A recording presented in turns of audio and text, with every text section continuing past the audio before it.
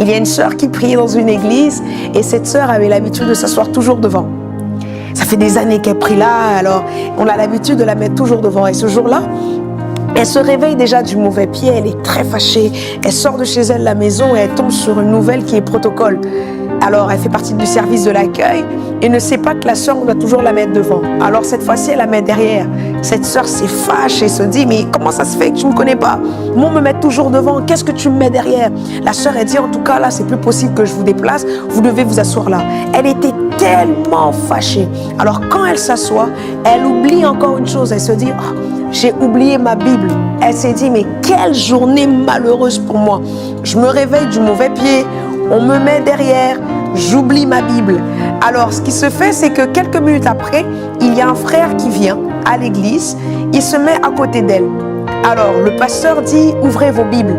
Cette sœur n'avait pas sa Bible. Le frère avait sa Bible et il demande à la sœur, est-ce que tu veux lire la Bible avec moi? Ça ne me dérange pas. Ils commencent à lire la Bible ensemble, mais quelques temps avant, la sœur est en train de faire une prière à Dieu. Seigneur, que je rencontre l'homme qui m'est destiné. Oh, tu connais la fin de l'histoire, n'est-ce pas? Mais ce qui s'est passé, ils sont mariés aujourd'hui et ils lisent la Bible tout le temps maintenant. Pourquoi? Parce que rien n'arrive au hasard. Ça veut dire que même derrière les situations les plus compliquées, même derrière les situations où tu te poses beaucoup de questions, se cache la main de Dieu. Même là où le diable veut essayer de t'importuner, de te déranger, Dieu agit tout de même derrière. N'est-ce pas que la Bible dit, lorsque l'Éternel approuve les voies d'un homme, il dispose même favorablement ses adversaires. Alors, j'aimerais t'encourager à croire que tout ce qui est en train de se passer ne se passe pas par hasard et que tout est dans le plan de Dieu. Alors, j'aimerais prier pour toi.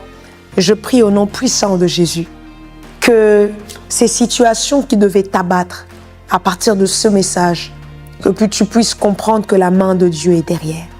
Que ces situations qui te faisaient pleurer, qu'à partir de ce message, que tu puisses comprendre que la main de Dieu est derrière. Et que très bientôt, que tu puisses voir la main de Dieu derrière ces situations, derrière ces questionnements. Et que tu puisses te dire, oui, rien n'arrive au hasard. Je le dis dans le nom puissant de Jésus. Amen. Que Dieu te bénisse.